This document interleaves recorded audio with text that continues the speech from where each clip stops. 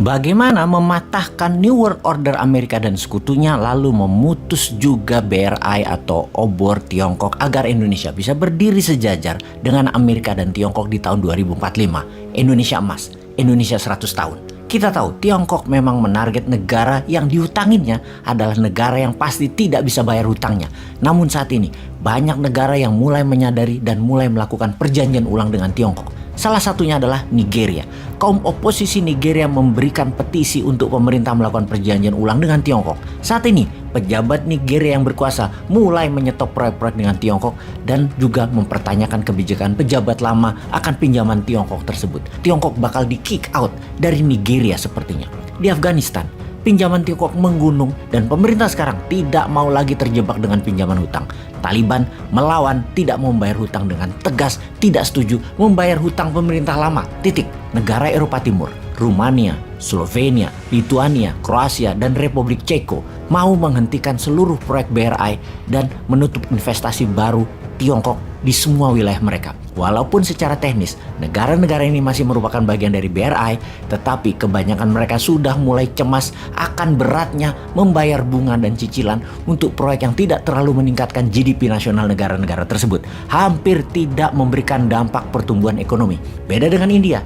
India tidak ambil BRI sama sekali. Narendra Modi memang anti Tiongkok, lebih karena ideologi. Memakai strategi tech amnesty yang berhasil membangun India strategi tersebut.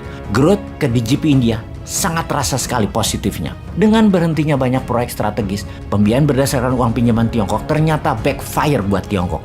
Tiongkok kelebihan uang yang dicetak berdasarkan project atau printing money berdasarkan barang produksi. Projectnya berkurang, produknya tidak terserap, dan ini mengakibatkan inflasi di dalam negeri Tiongkok meningkat naik. Repayment pembayaran negara-negara yang menunda pembayaran, juga negara-negara yang menegosiasi hutang, menahan proyek Tiongkok di banyak negara, bite back Tiongkok saat ini. Pukul balik Tiongkok, malah merugi. Efek BRI yang dilawan oleh banyak negara ini ternyata membuat 27% sektor keuangan Tiongkok raport merah yang semuanya karena proyek BRI. Jadi ke depan Indonesia harus juga melakukan strategi ulang atas hutang Tiongkok, dan bukan hanya hutang Tiongkok, tapi juga hutang-hutang dari lainnya seperti IMF.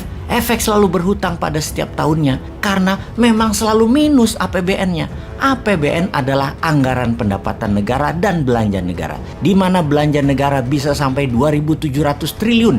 Namun pendapatan negara selalu di bawah belanja negara. Pendapatan paling top 2.100 triliun yang mengakibatkan 600 triliunnya selalu ngutang. Kita ini besar pasak dari tiang apa ya? Ini semua harus direview ulang. Ini harus distrategikan ulang. Ini harus ditotal ubah cara berekonominya. Hutang BUMN diklaim sebagai hutang korporasi, itu juga tidak benar. Kan BUMN-nya kementerian, anggarannya dari kementerian ya APBN juga, alias uang negara juga yang dipakai.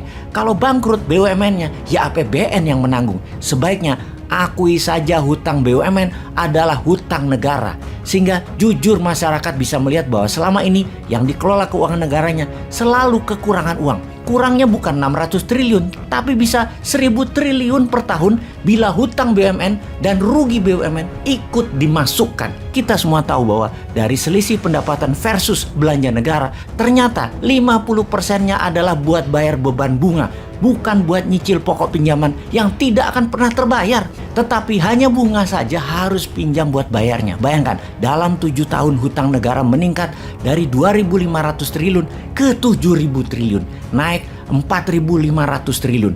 Sama dengan hutang 2 kali hutang 6 pejabat negara sebelum ini. 6 pejabat negara sebelum ini total hutangnya 2.500 triliunan. Yang sekarang ekonominya berhutang hampir 2 kalinya, yaitu hampir 5.000 triliun nambah hutangnya. Ini harus diubah. Sekali lagi, harus diubah. Sini, kasih New Mind. Dan New Mind gak pernah protes kok. Kita tuh akan mikung dur, mendem jeruk. Gak kita apa-apain, kita lunasi. Tenang. Kita lanjut ya, kita ilustrasikan sekali lagi agar paham bahwa BRI dan IMF yang sama di dalam melakukan pembiayaan tersebut adalah debt trap.